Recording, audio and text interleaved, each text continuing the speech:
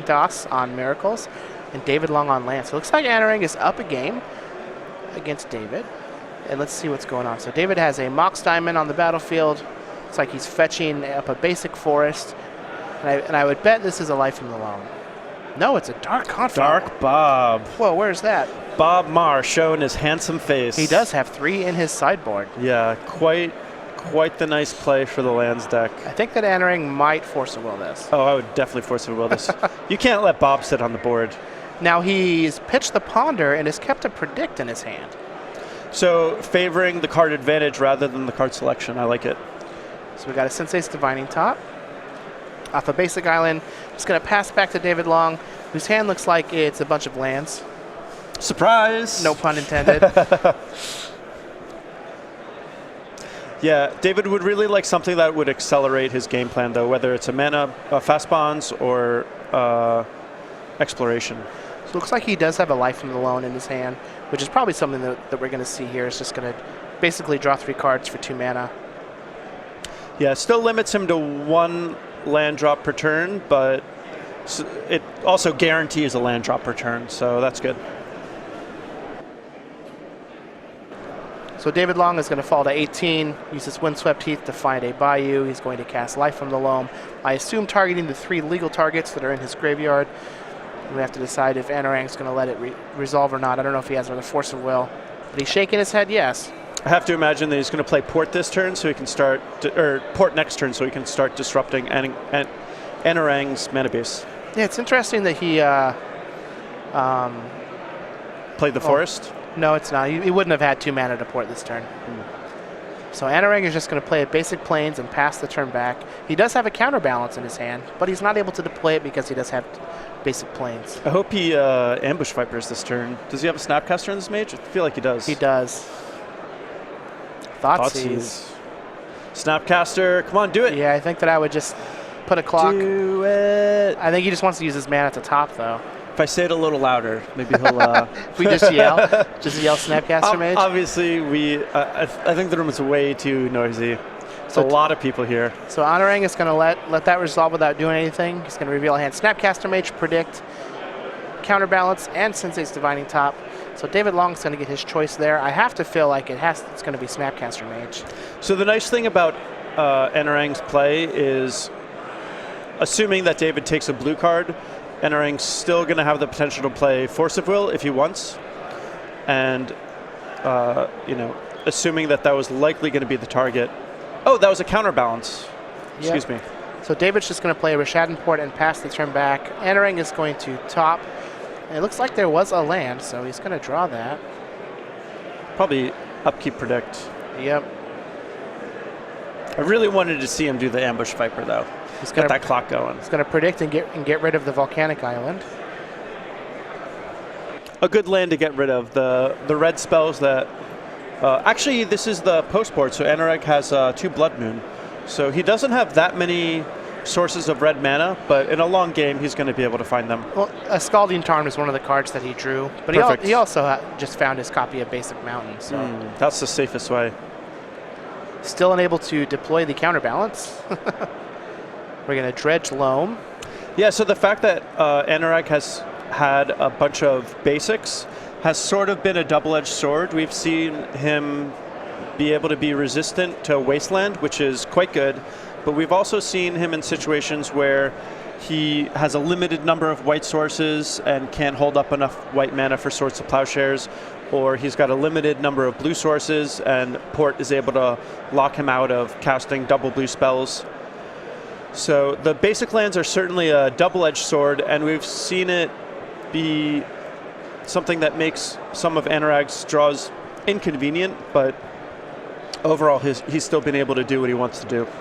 So David's going to use a Windswept Heath, fall down to 15, fetch out a Taiga. We're going to cast Life from the Loam, getting back Taiga and a Wasteland, which is nice that he's drawing all these cards, but like you said, we need to find some way to put extra lands onto the battlefield each turn. Yeah, he would like to ramp up. The good thing for him is that he's guaranteeing his land drops. Even though Anuraag has Sensei's Divining Top, it's likely that he will miss some of them. So David may not be able to accelerate, but he'll just stay on the steady course, and over time, Anuraag is likely to fall behind here and there on the land drops.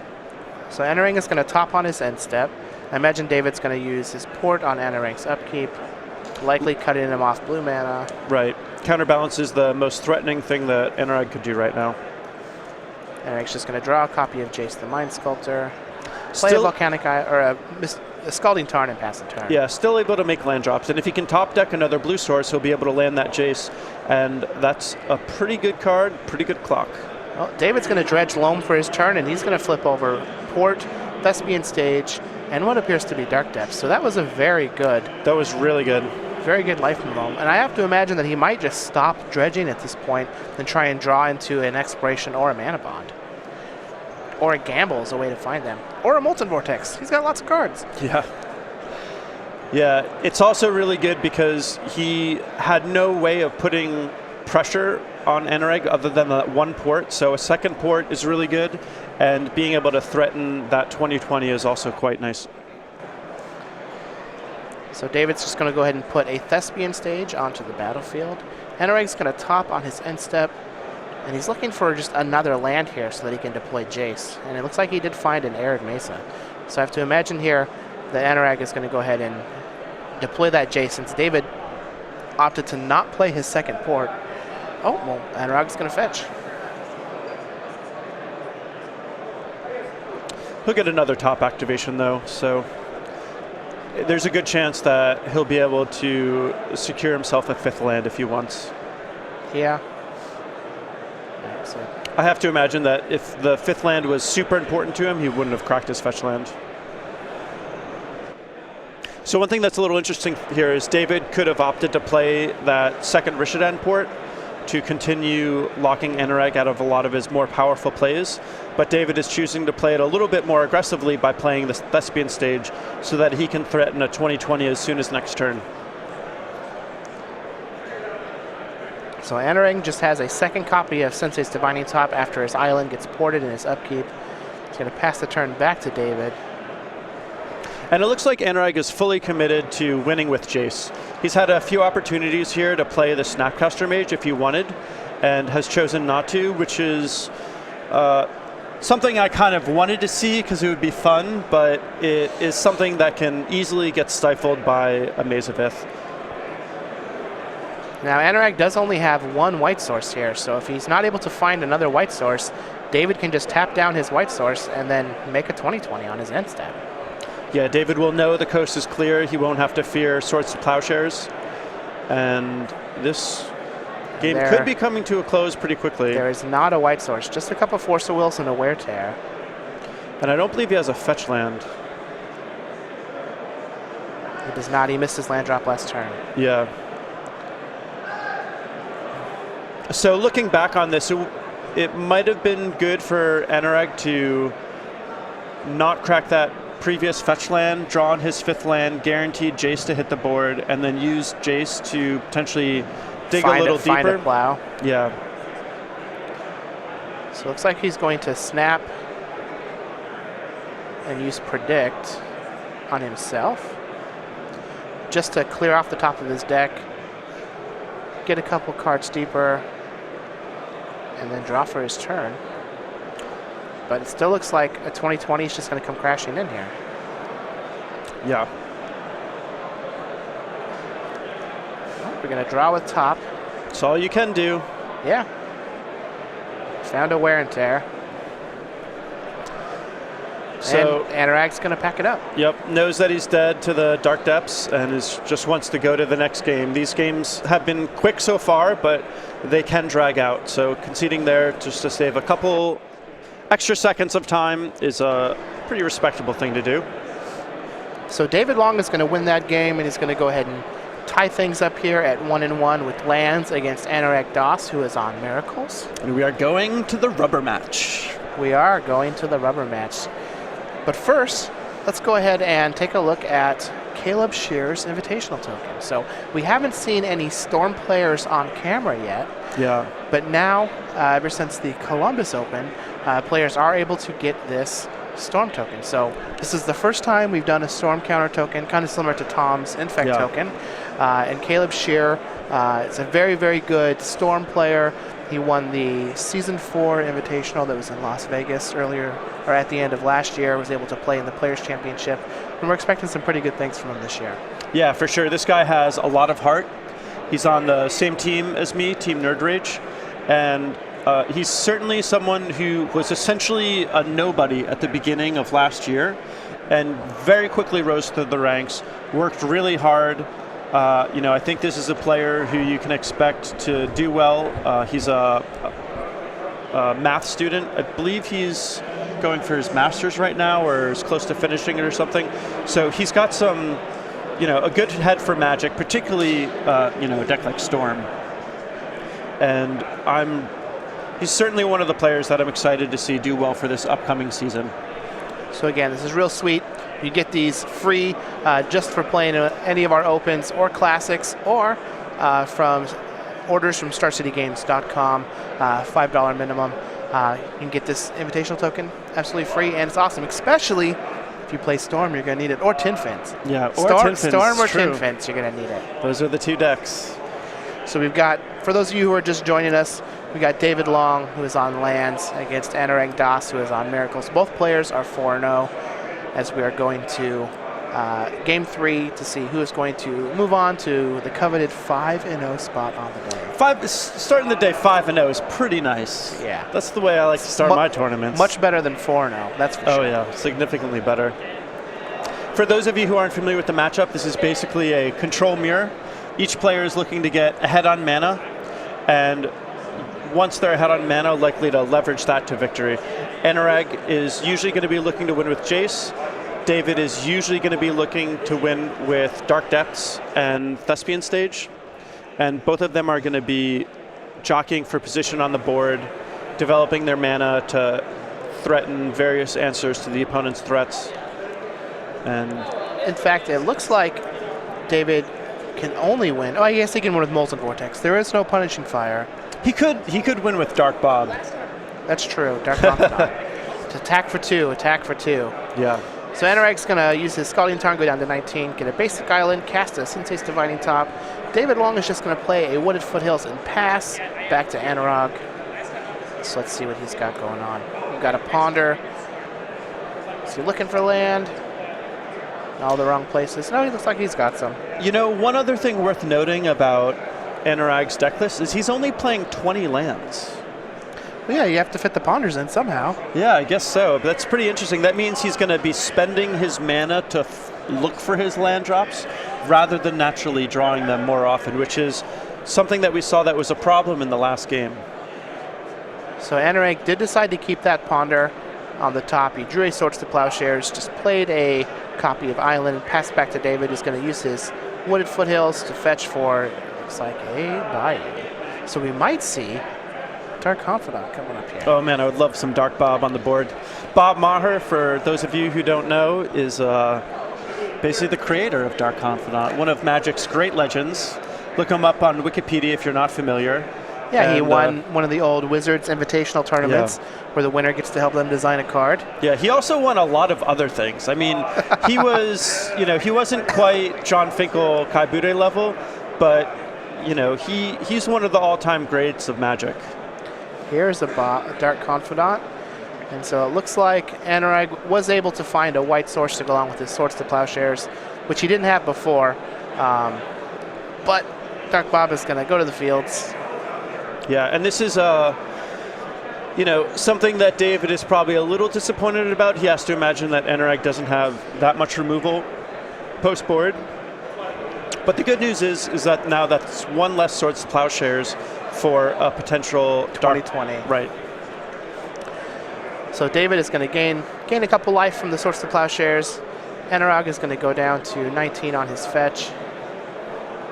So one thing that's a little disconcerting for David right now is he has had kind of a slow start. It's turn 3 and all he has on the board is 2 lands, and it's not even like he baited out something like a Force of Will. But he's got another Dark Confidant. And that is good. So it looks like Anuraag does not have a Force of Will for it. I think he is going to brainstorm in response to see if he can find a Force of Will. Yeah, I think he has to. He doesn't. Well, found another swords. That's good. Oh, jeez. So we got a swords and a Jace. He could even just play the Jace and bounce it. Yeah, I like that play. So Anuraag is going to let that Dark Confidant resolve. David's going to go ahead and play a land and pass the turn back. So to note, the reason that I was saying that David probably isn't too happy with his line of play is he really wanted some sort of mana acceleration, whether a Mox or a Exploration or a Fast Bond. So Anuraag's going to spin the top on David's end step. He did find a copy of Blood Moon, so it looks like he's just going to get rid of Bob with a path and then cast with a plow and then cast a Blood Moon. David's going to respond by using his Misty Rain Force. Does he have a basic force in the deck? He does have one. I imagine that's what he's going to go find. Yeah, and this is a really powerful play from Anuraag. Answering David's previous turn with his with just 1 mana and still having enough mana left over to deploy his own threat. So while David has been only playing 1 spell a turn, Anuraag has been able to play 2, putting him ahead on tempo. Now David does have, it looks like, 2 copies of Krosan Grip. He does have some Abrupt Decay in his main deck, but he doesn't have any way to generate black mana now if he doesn't find a Mox Diamond to be able to cast one of those Abrupt Decays. I think he might have Krosan Grip in his hand, although I'm not 100% sure. Even still, Anuraag looks like he's in the control seat. We've got a Blood Moon on the battlefield. He's going to deploy a Jace next turn. If David is able to Krosan Grip that Blood Moon, he is, and then cast a Thoughtseize. So this is going to be able to take the Jace out of his hand. Wow. This was quite the turn of events for David Long. Yeah, so we had 2 spells in 1 turn from Anuraag last turn to put him way ahead, and now David has played 2 turns to not only catch up, but completely even things out and make it so that Anuraag doesn't have a good follow-up play. He also was able to get mana out of his Dark Depths that turn, which is huge. Very clever play. And because Dark Depths comes into play with the counters, they're not a like the fact that it's not basic, stopped by Blood. Right, exactly. So Anuraag was going to go ahead and use his top and his upkeep. Found a copy of Brainstorm, which again is usually step 1 of getting out of any jams. But it looks like David does have another copy of Thoughtseize, so he can go ahead and fire off this Thoughtseize if he wants. In the meantime, though, he can just develop his mana so that he can pick a spot where he can use the Thoughtseize on a pivotal turn where he plans on doing something big. A lot of the time, you'll see players just fire off Thoughtseizes as they draw them, but they're usually best used in a more targeted way when you have a big play and you want it to resolve, and if you can save your Thoughtseize for that moment, that's usually when you're going to get the best value out of it. Yeah, I think it's going to be very good to use in a spot to try and find if the coast is clear to make a 20/20. Exactly. In the meantime, David is going to go ahead and use his Life from the Loam, pick up some lands from his graveyard, and use a Wooded Foothills to go get a Taiga, fall down to 19. And let's see what his play is going to be now. We've got another Dark Confidant. So I got 3 of them. All 3 of them. Let's see if you got a plow. So Anuraag is going to respond with a Brainstorm. Even if this baits out a Force of Will, that's still pretty good. He's going to be able to predict and maybe draw one. So it looks like he was able to find a Predict, which is going to let him draw into a couple cards. Well, I think it's going to let him draw into 1 new card that he hasn't seen, because he just put 2 back with Brainstorm. And I believe that was a counterbalance? Yep, looks like it was a counterbalance and a land. So that Bob is going to be on the field for now. And for those of you who haven't seen Dark Bob in action, he is a big deal, but...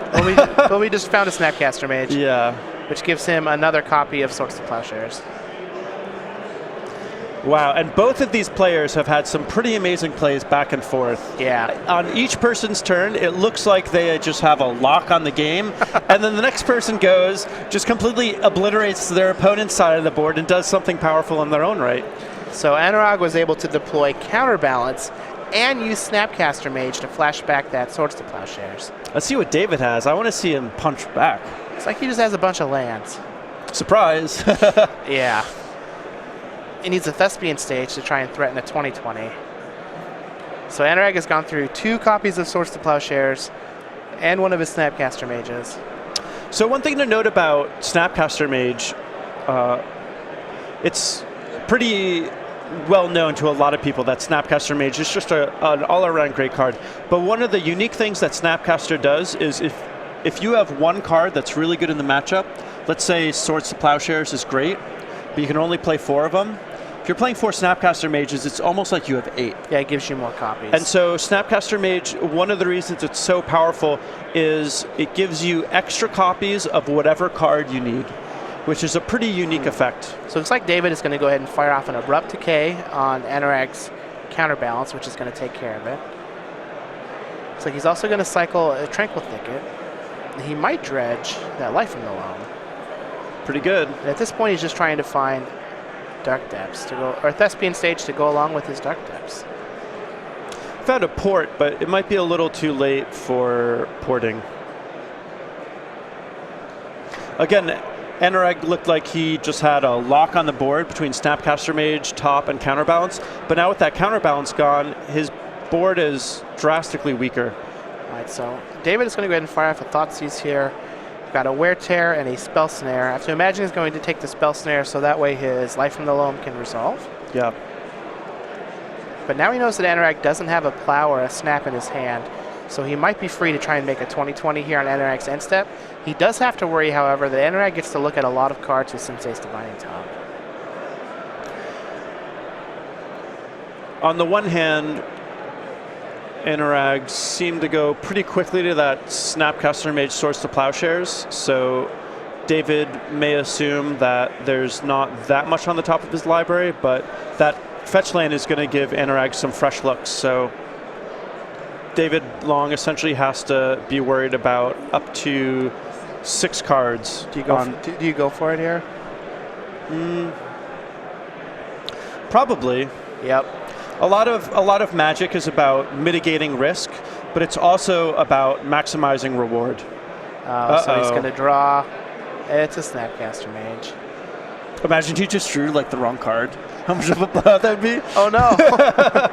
That'd be pretty phenomenal. Well, the thing though is David is just going to be able to Life from the Loam this back and just do it again in another 2 turns. Yep. But now Anuraag has 2 copies of Snapcaster Mage to try and whittle him down from 35. Yeah. Because he does get to gain 20 life off of that Jerry Thompson. And this is probably one of the big reasons why Anuraag has always tried to lean on Jace to win the game, is because he knows he's going to find himself at some point where he's just constantly Swords to Plowsharing these 20-20s, and David's life total just skyrockets. All right, so David's going to go ahead and use his Life from the Loam. Get back some lands. Tranquil Thicket, Dark Depths, Thespian Stage. And it's certainly reasonable for David in that position to wait for a better spot, but because he has Life from the Loam, he can just start jamming it over and over and over again, so he really doesn't have that much to lose by just going for it. And he does have a copy of Duress. Now, he knew that that Wear Tear was in Anuraag's hand, so I wonder if, like, what's prompting him to use the Duress on that spot and not, you know, next turn when he plans on making a 20-20 on Anuraag's end step. Yeah, I'm not 100% sure either. It may be that he just wants less cards in Anuraag's hand to shuffle back with Brainstorm or Jace activation. So those could be 2 reasons why he just wants to get rid of it. May also feel like his mana is going to be stretched and be pretty tight over the next couple turns, and he may not have enough mana to fire it off later, so he might as well fire it off now. So Anuraag is going to go ahead and use his Arid Mesa, going to fetch, going to use his top, get in for 4 with Snapcaster Mage, and they're starting that long trek up this hill. So this is starting to look pretty bad for Anuraag, simply because David is going to be able to continually make 20-20s, and Anuraag doesn't have a good way to win the game or keep pace. But this is a situation where a deck list like Joe Lissette's, where he's got Karakas and Venser, where that would be really good. Now it looked like David just picked up a copy of Exploration, which is going to be huge, and also a reason to get rid of that Wear Tear out of Anuraag's hand. Yeah. But this Exploration is going to let him basically make a 20-20 almost every turn. Yeah. So he's going to play his Dark Depths and another land, pass it back to Anuraag. He is going to have be able to do a top activation here. So one thing that would have been interesting was I think that Anuraag had Force of Will in the top of his deck, and if he had left it as the top card of his library, he would have been able to tap his top to draw the Force and then hardcast it. I believe he had enough mana to do that, but he did not have enough mana to activate top to rearrange the top 3 cards. So yeah. But again, it looks like he wanted to draw the Ponder for the turn. Ponder, yeah, Ponder. So he's pondering and shuffling, so he's going to get a lot of looks here to try and find another copy of Swords to Plowshares. So he draws.